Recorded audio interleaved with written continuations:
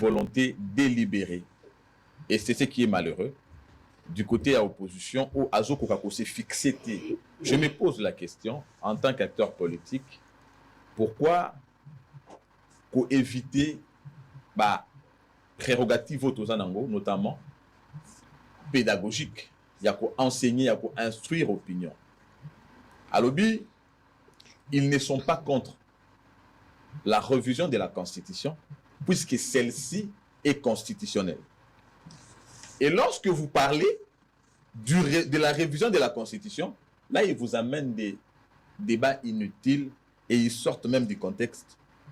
Quoique la Constitution autorise, reconnaît sa révision, débat sur Bandela Ezaté. Donc, ils n'ont vraiment pas la bonne foi d'accompagner la population à comprendre le sous-bassement, évidemment, le fondement, la substance d'une constitution. Mais on dit en tout, la raison valable, c'est quoi pour cette révision, je suis en train de vouloir disséquer la mauvaise foi de l'opposition. Ici, je représente le parti Haute Révision du Congo. Nous avons pris position à travers notre secrétaire général, Maître Magloire Kassongo, pour montrer à l'opinion d'abord qu'il y a de la mauvaise foi, un sens élevé d'irresponsabilité et une malhonnêteté intellectuelle du côté de l'opposition qui, à tout moment, se contredit par rapport. Et évidemment, nous ne savons plus ce qu'elle veut. D'abord que, lorsque vous parlez de la révision, que la Constitution reconnaît, l'opposition sort du débat pour vous dire le social, Ndila Ezaté et tout ça. Mais lorsque vous parlez du changement de la Constitution, là, il vous apporte des discours selon lesquels la Constitution n'a pas prévu ça. Neko, Joël a été clair. La Constitution elle-même est prévisible à prévoir, à annoncer une éventualité, que la loi ne dit rien. Ce qui peut arriver pendant une gouvernance. Lorsqu'il y a tel événement, comment on doit s'y prendre? La Constitution a prévoir des sanctions par rapport à une infraction. Et mon frère Joël a dit, la Constitution n'a rien dit en ce qui concerne le changement de la Constitution. Puisque si la Constitution était contre le changement de la Constitution, elle dirait en même temps la sentence de celui qui penserait même à cela. La loi est muette par rapport à ça. Et pourtant, le pays doit avancer. Nous devons avancer. À l'objet, le chef de l'État prête serment sur pied de l'article 74 de la Constitution qu'il doit veiller sur le respect de la Constitution. Et c'est en conséquence de ces serments que la Constitution lui donne, parmi ses attributions, comme garant du bon fonctionnement des institutions. C'est cela, n'est-ce pas? Et en tant que garant du bon fonctionnement des institutions, le chef de l'État reconnaît ou bien fait face, ici le chef d'État, je ne cite pas Félix, je parle de chef de l'État, qui peut devenir Clément Mouza, M. Pati Katanga et n'importe quel Congolais. Tango Moni en tant que garant du bon fonctionnement des institutions, que dans le fonctionnement des institutions, il y a un problème. Lui étant garant du bon fonctionnement des institutions, qu'est-ce qu'il fait? Qu'est-ce qu'il propose à la nation? C'est là la réponse à votre question selon laquelle l'union sacrée se divise. L'union sacrée se divise puisque Jean-Pierre Bemba dit ceci, l'autre dit cela. Mais c'est ça le respect d'ailleurs de la démocratie. Tout ce que nous disons depuis qu'on a commencé ces débats, ils ont un avis. Chacun est en train de donner son avis. X pense qu'on peut réviser, l'autre pense qu'on peut changer. Le plus important, c'est quoi? C'est que du choc des idées jaillisse la lumière. Celui qui dit qu'on peut changer doit dire pourquoi il faut le changement. Puisque lui-même, le chef, a parlé de toutes les deux hypothèses. La révision ou le changement. Cependant, il a aussi annoncé qu'il y aura une commission qui sera mise en place pour évidemment étudier la nécessité de procéder à l'une de ces deux étapes. Pour ce qui nous concerne, nous avons pensé qu'il serait avantageux pour le pays de procéder au changement de la Constitution. Cela n'est pas l'apanage des acteurs politiques, puisque même la Constitution ne donne pas opportunité dans le parti politique.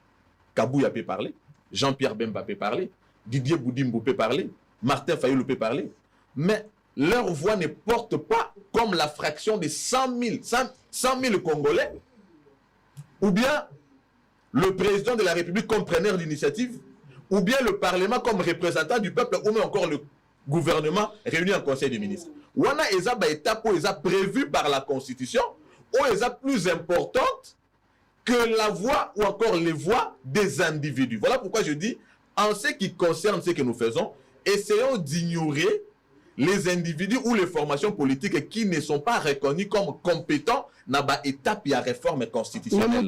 Cette commission est au Salamandéni, parce que Moussa tout à l'heure a dit que cette commission est anticonstitutionnelle. Nous avons aussi suivi le président Mouzito a estimé que cette commission, il faut que l'opposition soit aussi une partie prenante. La commission va se faire comment? Non, déjà, Maître Moussa, lorsqu'il dit c'est anticonstitutionnel, j'ai ici dit l'anticonstitutionnalité de la mise en place d'une commission pour procéder à l'étude sur la révision ou le changement de la Constitution, il ne saura pas vous l'approuver. Pour autant que... Comment? Ah ouais. Non, mais vous aurez votre temps de parole. Il ne saura pas vous l'approuver. Nous l'avons ici dit que cette Constitution-là n'est pas contre le changement de la Constitution. Alors, dans l'étude de faisabilité, si le peuple pense, parce que le chef de l'État lui-même avait dit, il n'était pas intéressé par la question de demeurer au pouvoir. Mais il avait dit, si telle sera la volonté du peuple, on ira solliciter celui-ci à travers le référendum, ce qui est une voie démocratique. Donc, la mise en place d'une commission trouve son sens. Ils ont vraiment réfléchi. Alors, le changement de la Constitution est justifié par quoi, à notre sens? Pour nous qui soutenons cela, Moutounion soit évoqué par l'article, le chef d'État avait évoqué ces articles. Mais moi, je pense, dans le cadre du fonctionnement de l'institution, nous avons dénoté plusieurs articles et plusieurs dysfonctionnements, par exemple. Tolobi, ce qui te joue exemple, mais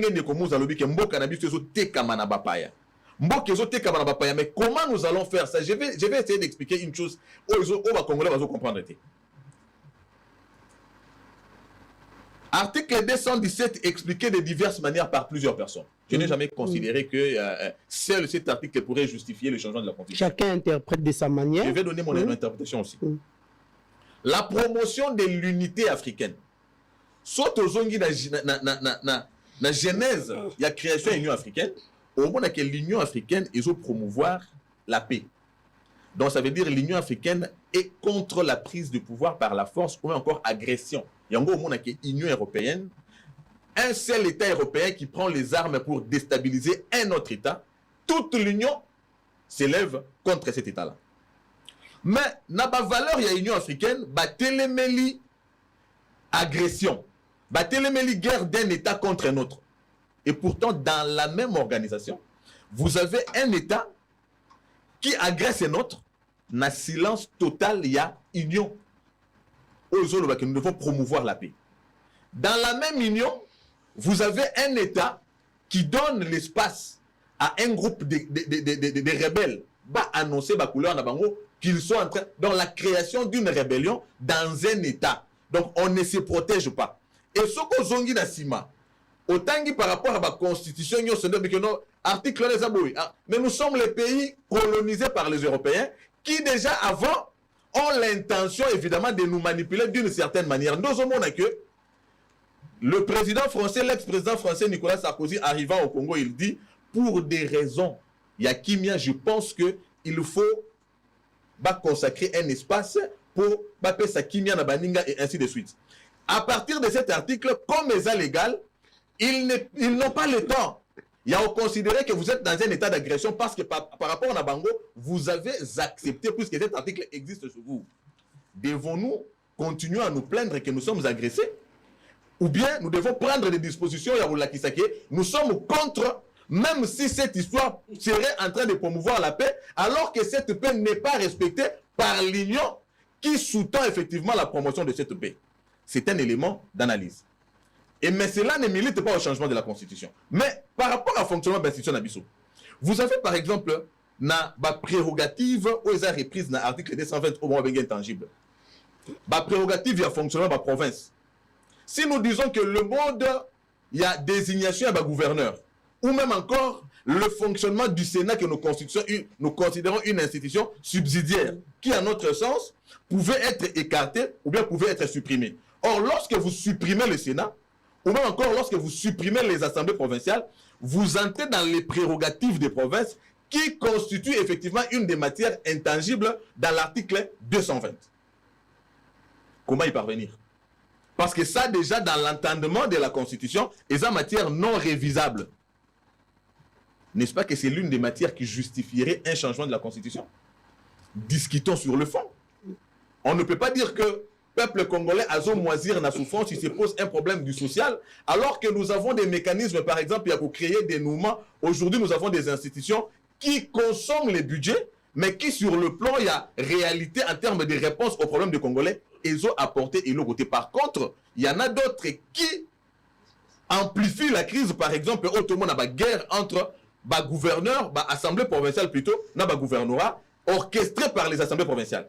Donc ça veut dire aujourd'hui, si nous supprimons le mode de désignation de gouverneurs, ou même encore à travers les assemblées provinciales, de supprimer l'assemblée provinciale, est-ce que vous avez un avantage à Congoté? Or, s'il faut procéder à cela, alors qu'ils ont se trouvé être une matière intangible selon l'esprit de l'article 220, on fait commando, on y place une décojola Lobaki. Le problème, c'est que lorsque la loi est muette face à une réalité, le plus important, nous devons réfléchir, puisque c'est lui qui a consacré ma disposition comme intangible, c'est qui? C'est le souverain primaire, c'est le peuple. Pourquoi ne pas rentrer vers ce peuple? Pourquoi ne pas aller consulter à nouveau ce peuple? Évidemment, pour qu'il puisse trancher à travers un examen qui sera fait par la commission envisagée par le président public. Cette commission va proposer, et cette fois-ci d'ailleurs avec le président Tshisekedi, les autres nous ont proposé la constitution qui a été votée sans avoir été, évidemment, sans avoir fait objet d'une sensibilisation. Mais aujourd'hui, Tshisekedi ouvre les débats, nous sommes en train de discuter, nous sommes en train d'entendre les Congolais, ceux qui le pensent, ceux qui consacrent effectivement le caractère démocratique, la vitalité de la démocratie. Et tout ça, on a mis en place à la fin une commission pour faire un débat national. Ce débat national n'est pas l'affaire seulement du pouvoir de l'opposition, mais de tous les Congolais, notamment experts, techniciens, gouvernance. Ils vont se mettre ensemble, toutes les tendances confondues, pour examiner la question, cette question qui fera effectivement aussi matière d'un examen à travers cette commission, de manière à ce que les Congolais soient suffisamment informés, suffisamment instruits sur ce qui sera le sujet. Il y a décision dans Bango ce jour-là, s'il s'agira effectivement d'aller par voie référendaire décider sur l'avenir du Congo à travers une nouvelle constitution qui sera mise en place. Pour chuter, je pense que l'opposition doit s'y ressaisir, doit plutôt adopter une attitude de maturité, rentrer dans les débats, puisque c'est un débat qui n'exclut ni un camp. Ça veut dire l'opposition est concernée, le pouvoir est concerné, la société civile est concernée, puisque c'est un débat du pays, de tous les Congolais, mais beaucoup plus nous devons entrer dans les fonds qui restaient dans supputation où ils ont mettre le peuple congolais, ils ont faire demeurer dans l'ignorance, puisqu'il y a des individus qui veulent évidemment vivre en tant que politiciens. Voilà, merci.